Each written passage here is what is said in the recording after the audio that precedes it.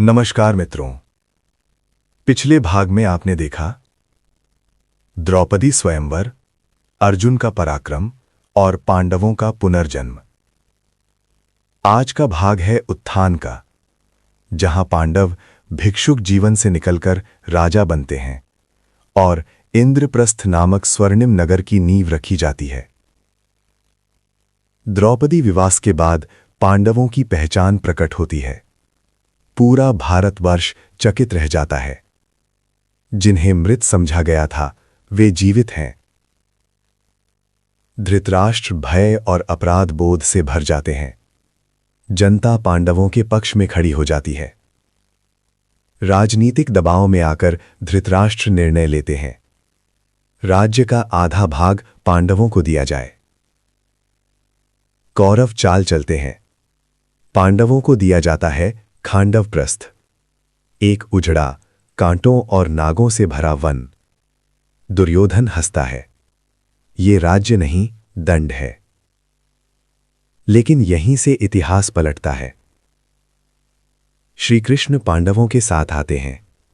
अर्जुन अग्निदेव की सहायता से खांडव वन को जलाते हैं। उसी अग्नि से निकलता है मय दानव, शिल्पकला का महान आचार्य। वो अर्जुन से कहता है, मुझे जीवन दान दो, मैं स्वर्ग से सुंदर नगर बनाऊंगा। मैं दानव बनाता है अद्भुत सभागृह, जल जैसे दिखने वाले फर्श और शीशे जैसे पारदर्शी द्वार। खांडव प्रस्थ बदल जाता है इंद्रप्रस्थ में।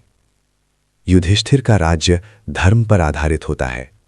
प्रजा सुखी, न्यायपूर्ण और समृद्ध होती है।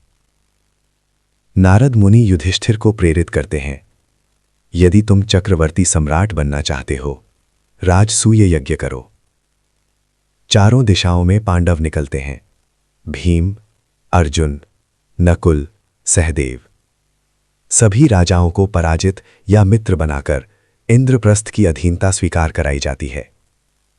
राजसूय यज्ञ में श्री कृष्ण को अग्र पूजा दी जाती है। राजा शिशुपाल क्रोधित हो जाता है। वो श्री कृष्ण का अपमान करता है। एक नहीं, दो नहीं, 100 बार। कृष्ण कहते हैं, अब अधर्म की सीमा पूरी हुई। सुदर्शन चक्र चलता है। शिशुपाल का वध होता है। धर्म की विजय होती है।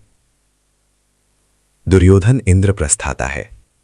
मय सभा में वो जल को फर्श समझता है, फर्श को जल समझकर गिर पड़ता है। द्रौपदी हंस पड़ती हैं, अंधे का पुत्र भी अंधा। ये वाक्य दुर्योधन के हृदय में अग्नि बनकर जलने लगता है। दुर्योधन हस्तिनापुर लौटता है। वो कहता है, मैं पांडवों का वैभव सहन नहीं कर सकता। शकुनी मुस्कुराता है, तो उन्हें युद्ध से नहीं, जुए से हराओ। महाभारत अब एक नए और भयानक मोड़ पर पहुंचता है। इंद्रप्रस्थ की चमक कौरवों की ईर्ष्या बन गई। धर्म का राज्य अधर्म की साजिशों से घिरने लगा। अगले भाग में आप देखेंगे जुए का खेल और द्रौपदी चीरहरण, महाभारत का सबसे अंधकारमय अध्याय। दोस्तों, आपको यह अध्याय कैसा लगा कमेंट में जरूर बताइए। और हां, प्लीज लाइक और सब्सक्राइब कीजिएगा। हमें जरूर प्रेरित कीजिए ताकि हम आपके लिए नया कुछ कर पाएं जो आपको प्रेरित करे। धन्यवाद। जय श्री